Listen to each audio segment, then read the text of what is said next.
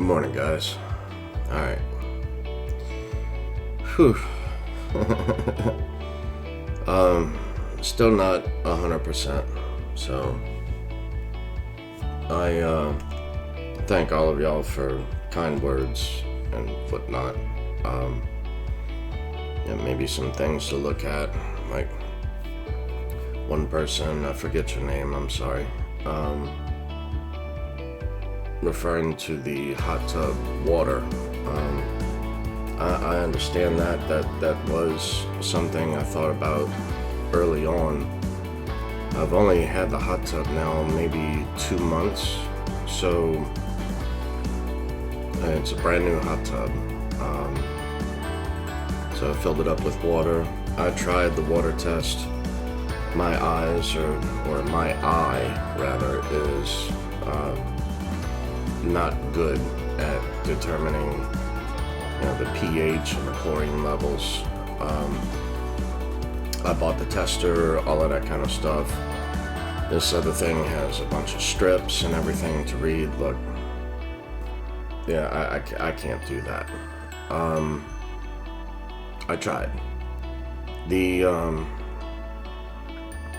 So what I had done was, as soon as, like, the first week that I had the hot tub, I found out that there was a pool and spa company not far from my home. So they offer free water samples. So I now buy all of my chemicals and whatnot from them, but they offer free water tests. So they give me a little container to bring water up there to them from the hot tub, and I have it tested once a week as a free service. So they go over chlorine. I don't do bromine at all. I'm just not a fan. I understand it's less harmful to the components of the hot tub. However, I upgraded everything on this hot tub. It was a special order, so I have like several different titanium heaters, and Thermospas holds all the patents on hot tubs. So the way that they are constructed, that and efficient as far as the shell, the casing, everything, that was who I chose. I wanted something for long term, something that automatically cycled the water, so all of that. Anyway, so they test the chlorine, the pH, the calcium levels, and something else. Anyway, the last 3 weeks, everything looked excellent. So I stay on my normal regimen of chlorine to go into it once a week, into the hot tub. And then as well, I do a shock after every use, 1 tablespoon of shock after every use. And it's just been me getting in and out of the hot tub, no one else. So, I mean, I understand that without proper management of the hot tub, that yes, that can cause people to get sick and skin irritations and whatnot. So I don't know. I'll do it again tomorrow. I just did my weekly dose of chlorine into it, as well as another pool shock. But it's a non-chlorinated shock, intended for after every use. So I do all of that. The water, what I do as far as the water clarity is I'll take a photo of the water, because the people, they understand my condition. They ask me, is the water cloudy, is it clear? I have no idea. Here's my phone, take a look at the picture. So that's how I do that. Because, I mean, to me, it looks like I'm looking through wax paper to start with. So I go by silhouettes. So, like I said, out of one eye, which is 20 over 200. So what you see in 20 feet to me looks like it's 200 feet away. So, and then, yeah, that's a whole nother video. But I had 38 eye surgeries, of which 4 were implants, of diabetic retinopathy and glaucoma as a side effect. But the glaucoma is of low pressure, so THC won't help. I've been offered, and I thank everyone for that, but that would be the wrong thing for me to do. So those sort of things are out of the picture for me. So no THC, no swimming under water in a pool or anything with my eyes open for the eyes to bleed. None of that. And no scuba diving. So those days are gone. So anyway,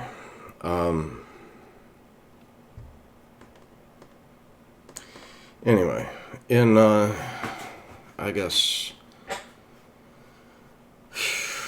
I don't know, I could just ramble on, really. But I did want to come out and say thank you. I'm looking at other things too. So, of course, I had to call Mama. Mama said, Mama said to go ahead and check the coffee pot. She asked me when the last time I washed the coffee pot, and I can't tell you.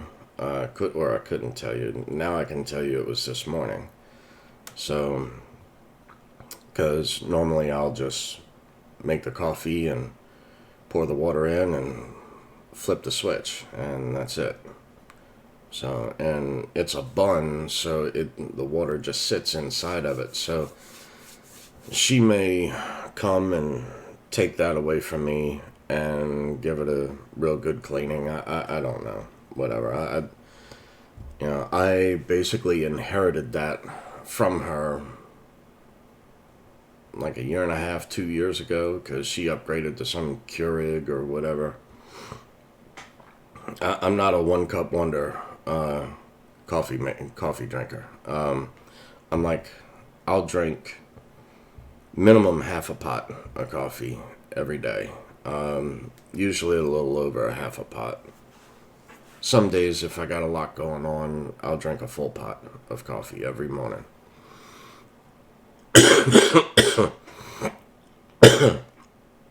However, now I'm like going through the whole kitchen, bleaching everything, and rubbing alcohol over all the countertops and whatnot.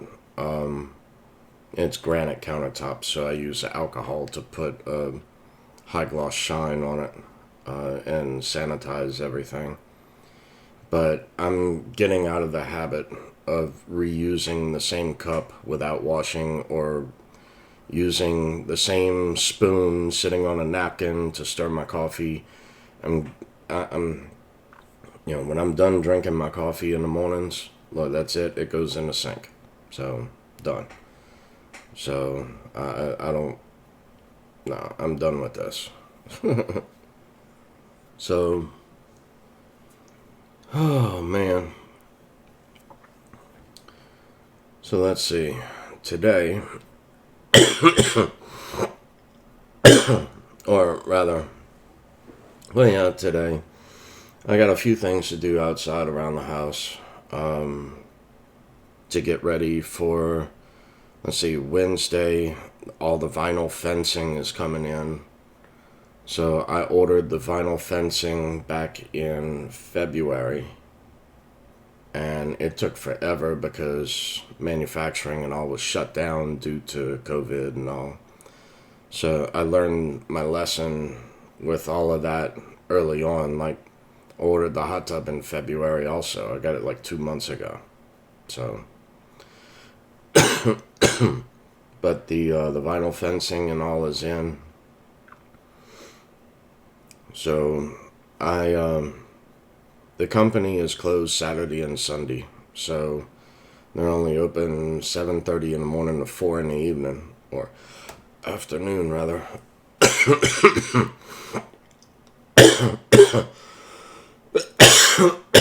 Excuse me.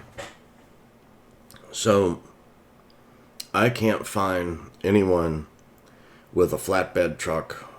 I know some people who own companies who have box trucks and whatnot, but same thing, to borrow it from the business, and then their only days to do it is Saturday or Sunday. They're only off 2 days out the week. So other than that, they're over the road truck drivers, or not over the road. I would say southeast. So in the southeast USA. So that's out. So what I ended up doing was I contacted just a moving company. So anyway, I'm getting a moving company to get it from the fencing company here to the house. So the fencing company, they only allow 1 hour for unloading. I'm only one man. I'm legally blind. I mean, I can lift, I can do a lot, but you know what? They have no forklift or anything on the back of the truck or on the back of the flatbed or whatever to unload it for me. It's like, great. Wish I'd have known all of this before I made a large purchase. And it is a large purchase, but it's going to be badass when I'm done. The concrete. Now, I still have to, here shortly rather, I may do it when I get back from Peoria, Illinois. I'm going to a crypto meetup there in Peoria with Litecoin Lisa, Clint Westwood. A lot of people are going to be there. Charlie G, Paulie P, you name it. Everyone's going to be there. Zog, who else?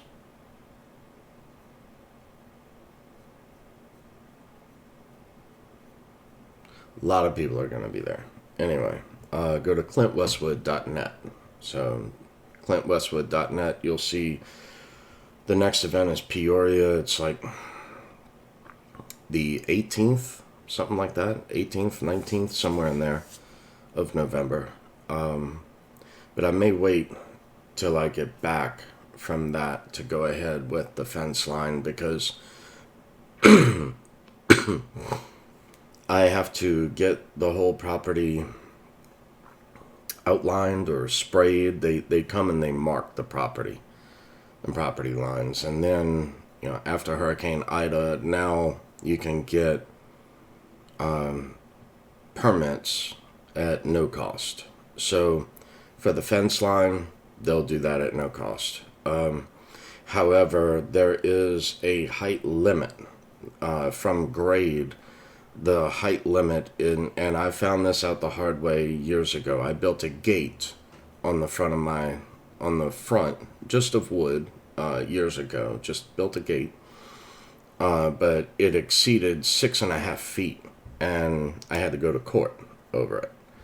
So yeah, I had to go stand before a judge, and the judge told me if I would correct it to 6.5 feet or less, that then there would be no fine. Otherwise, I would have to pay. It was a stupid amount too, and I'm not talking a big gate. It was like the driveway was 11 feet wide. I just built a large gate out of 2x4s and fence boards, but I added a bunch of triangles in, because in structure, in geometry, a triangle is 180 degrees. So that then means that it is the strongest structure. Same thing, whether if you're in a tornado or a hurricane, you want to form a triangle next to something to be able to protect your life. So I built it out of all triangles, and yeah, and it was super sound. I liquid nails every piece, and then did 3-inch ring shank nails. I didn't use screws because I I don't know, if I don't have the right angle of the dangle, I'll strip the head completely off the screw. So anyway, I just use a pneumatic air gun, a large roofing nailer, and I'll use like 3-inch ring shank nails for exterior. So, and pop those in place using liquid nails inside of every joint, and then stained it and all that. Anyway, I'm off in the weeds. So anyway, I learned a lesson there. So the what's got to happen first after it's all outlined and all is I'm going to build a concrete footer all the way around the property, which will be of 16 inches. So 16 inches deep all the way, or not deep, 16 inches wide, 8 inches deep. It may have to go a foot. It depends on code here. I'm not sure, but I'm going to run 5/8 rebar in through all of it and tie it off everywhere. So I know I could get by with 1/2 inch rebar, tie it off and do it, but you know, every time I've ever seen anyone else try in this area, in my area, they have all been an epic fail. So this was my design that I figured out. I lived here my whole life. I know the soil. So anyway, this is the route that I've chosen. And okay, on top of the footer, morning. So on top of the footer, I'm then going to have an 8x8 chain wall that goes completely around the property. However, every 8 feet is going to be a post that goes in. So, and each post is going to be 12 feet tall. So now the fence line is only going to be 6 feet tall, 6 feet high. With the 8 inches puts me just over 6.5 feet. So that's 6 feet 8 inches, 2 inches over. So I don't want any fines. I don't want to have to tear the stuff down. So I'm gonna just go get the permit and everything right. However, by my design, so it would be a 12-foot post, which will be above grade 1 foot. So 5 feet will be below grade. So 5 feet down into the ground. So, well, I don't know if this is a good example, but anyway, 5 feet below the ground, right, of each post. Basically, that's going to act as pilings all the way around, which will be concreted in before the concrete pour of the footer and the chain wall. I could do it all as a mono pour and do that concrete work all in one pour. It might end up being 2. It might. I understand it would be better if I did a mono pour. I would really like to do a mono pour because I'm just going to use the ground really as the walls for, or I don't know if I have to use wood on the sides because, you know, I really can't because it's going to tie into the driveway as well.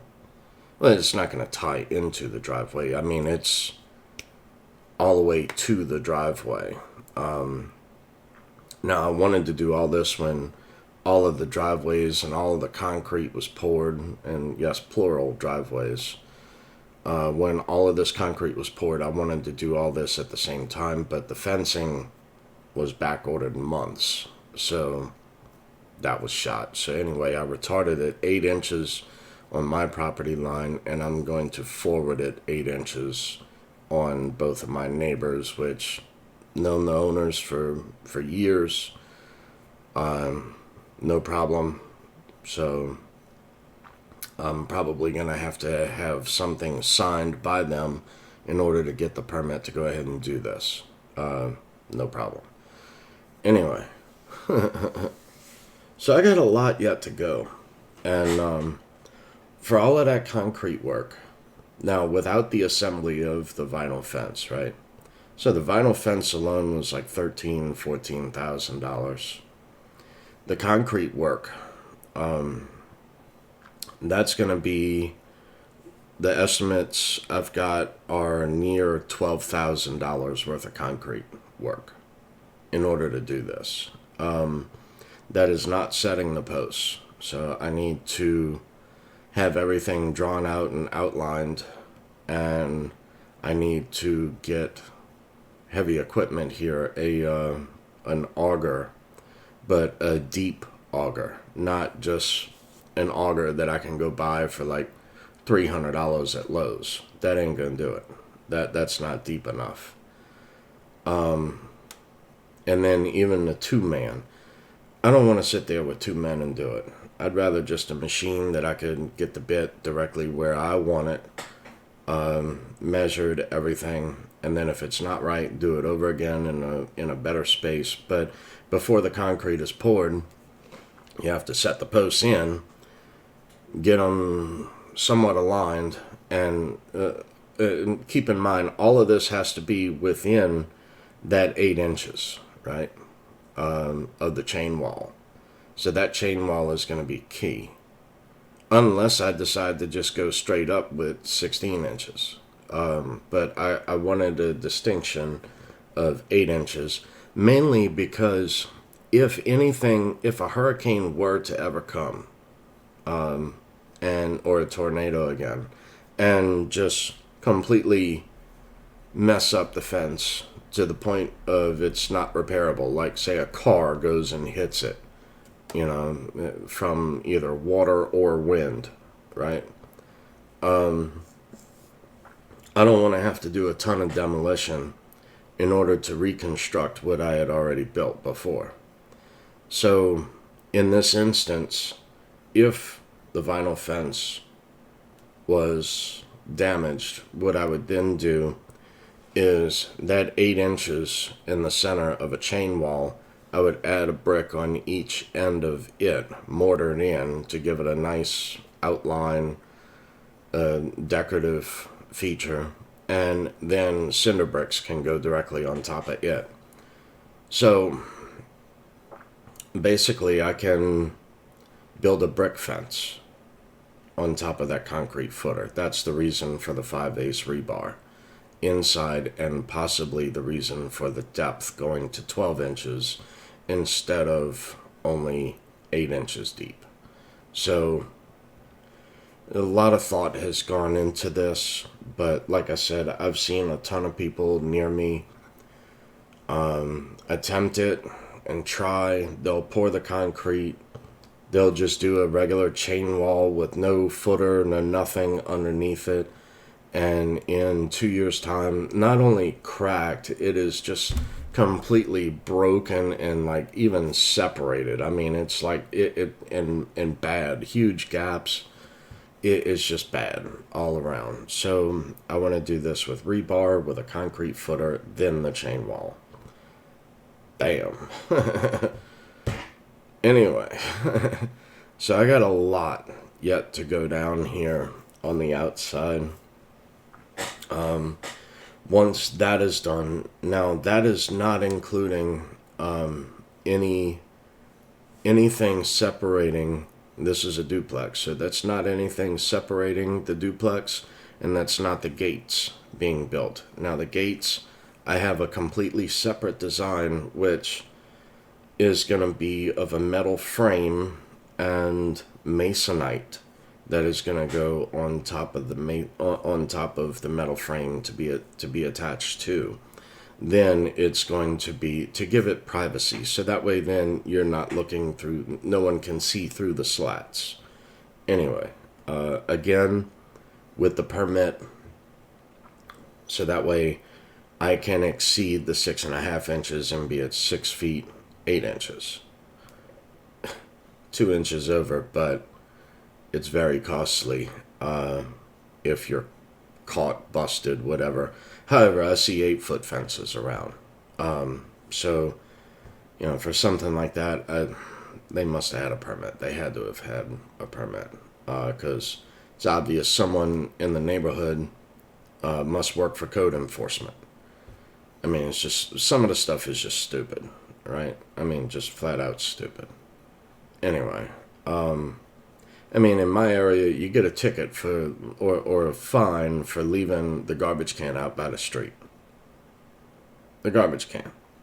Like, let's say I'm out of town for a week. If I don't have my neighbors bring my garbage can in, I get a fine. Now, it's not like a HOA. There's no HOA in this area. Thank God. Because some of these wackadoodles have got nothing else better to do, right? It's just nuts. It's stupid. But anyway, I got a bit of work to do outside today. Try to get out in the sun, get some more vitamin D. I've yet to take my vitamins this morning, so I've only had my coffee and woke up a little sore. Tossing and turning again all night, woke up several times. This joker's feels like it's raw. I mean, anyway. It's like an old remedy in my family. It turns out that I was not the only one in the family who, as an infant, was allergic to baby powder or had some. They could not use baby powder on me, so they had to use cornstarch. So I may throw cornstarch under. It's just a thought, because I tried to use this other deodorant and the shit just burned like crazy. I mean, which then again, it may be good. It may be some sort of alcohol base in it to sterilize or whatnot. Anyway, I'm off in the weeds again. But bit of work to do outside, bit of planning yet to go, to work with contractors. The approval came in on the insurance finally, so I should be receiving a check. They issued a check, so as soon as that comes in, I'm waiting on two estimates so far on the roof. Completely removed the old roof, then double felted and a 30-year shingle to go on. Then I'm having an engineer or two different engineers come out. One by Rhino Shield, who is going to do all the silicone on the outside of the house, as well as the Rhino Shield. It's more than paint; it's a ceramic coating on top of the brick. So, and it's transferable, lifetime warranty, all of this kind of stuff. So anyway, all of the exterior is about to get redone and refinished, but I want engineers, to come and figure out the other water leaks, like for the windows, because Window World has come out, all new windows, and the silicone is all new. So the insurance adjuster was 100% incorrect. It is not, or was not, the silicone around the windows that was causing the windows to leak. So I'm having one engineer from Rhino Shield come and give an inspection and to give their best thoughts on where that's coming from during and after the roof goes on, as well as one by the insurance company, probably before Rhino Shield. So then it's more of a group work thing. So, because I would not have put granite windowsills in every window on my side as well as the tenant side had I known I'd have had a water issue at every single window in the house, right? I mean, this is not what my intention was. I had no idea I'd be faced with this. So, anyway. So yeah, a lot of work is about to go down. Then after the Rhino Shield, I've already paid for the gutters. So all the gutters are gonna be installed. They're gonna be black. I wanted like a gloss black, but it's they don't offer a gloss black. I checked with a few different places that do gutters. They offer a black, but not a gloss black. Anyway, whatever. If it begins to rust or whatever later, I'll have them painted in Rust-Oleum, gloss black, whatever. Just so that way it'll really pop. It'll really grab. After everything is painted outside. So yes, every single thing on this house is being touched. Everything. And then the downspouts on the sides of the house. So before the driveways were poured, I had subsurface drainage installed. So running down each side of the house, each downspout will tie into the subsurface drainage. So therefore the gutters won't just come straight out and let the water right out onto the concrete. All the water is going to go down the downspouts into the subsurface drainage, all the way out to, by code, I could not go out at the curb in the street, but I have it to where the little thing, it just pops up out in the driveway, and water just shoots out of it. So in each driveway of the duplex. So pretty cool. Just to get the water away from the house, so that way there's no more settling of the house. So I've seen that with other people near, and actually that would be one other thing that I would do with this property across the street if they accept my offer. Here again, yet to hear anything. I don't know how long to let this go for, because I'm ready to either buy the house or buy the duplex across the street, or pay this one off in full. So, like right now. So, which, I mean, I would rather just no more mortgage, just be done with. I only owe $51,000 on this duplex, but so on this duplex, it would be paid in full in 4 years. So, whichever way, it will be paid in full within 4 years. So, either 4 years or right now. And that's kind of where I'm at with this property across the street. One or the other is about to happen. So, because, in crypto, I've learned to take profit while the getting is good, right? And I don't feel that this blow off top has happened yet.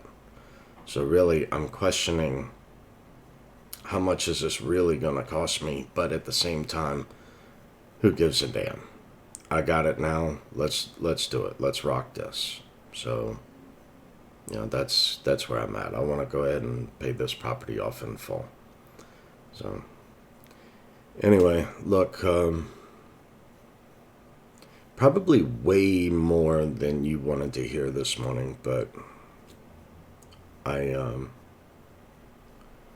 just share my thoughts, more of a documentary of things going down, of what the blind cookie boy has been able to achieve through investing in cryptocurrency, finding a way. So, adapt and overcome. With that, y'all go make it a day. Later.